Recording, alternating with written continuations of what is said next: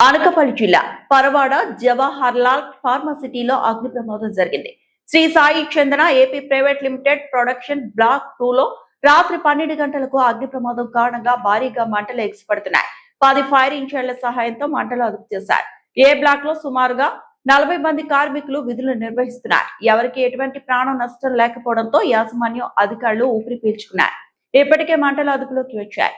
వరుస ప్రమాదాలతో ఫార్మాసిటీ మరోసారి ఉలిక్కిపడింది.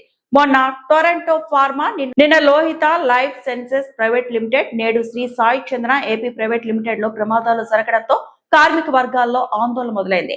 ఇక ఇదే విషయంపై pharma city staff and workers unions గౌరవ అధ్యక్షుడు గణేశెట్టి సత్యనారాయణ మాట్లాడారు.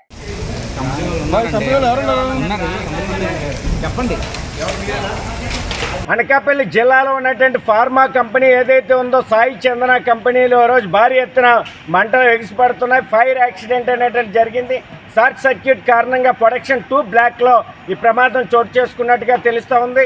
సీ షిఫ్ట్లో ఉన్నటువంటి కార్మికులు సంక్షేమంగా సక్రమంగా ఉన్నారా లేదనేటువంటి కోణంలో పరిశీలించవలసి ఉంది. భారీ ఎత్తున మంటలు ఎగిసిపడుతూ ఉన్నాయి.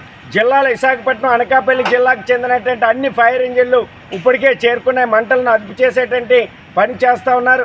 మరోవైపు కార్మికులు ఎంతమంది విధులకు హాజరయ్యారు, ఎంతమంది సురక్షితంగా ఉన్నారనేటువంటి కోణంలో కూడా విచారణ చేయాలి. Pollution control board, inspector of factory అన్ని డిపార్ట్మెంట్లు హాజరై ఇక్కడ సందర్భంలో ఎంత పొల్యూషన్ బయటికి విడుదలైంది, కార్మికుల యొక్క పరిస్థితి ఏంటనేటువంటి ఆ కోణంలో కూడా విచారణ చేయాలని, కార్మికులందరికీ సక్రమంగా ఉన్నారా లేదనేటువంటి పద్ధతుల్లో అందరినీ సురక్షితంగా బయటికి తీసుకొచ్చేటువంటి పని చేయాలని pharma city staff and workers union CITU demand చేస్తూ ఉంది.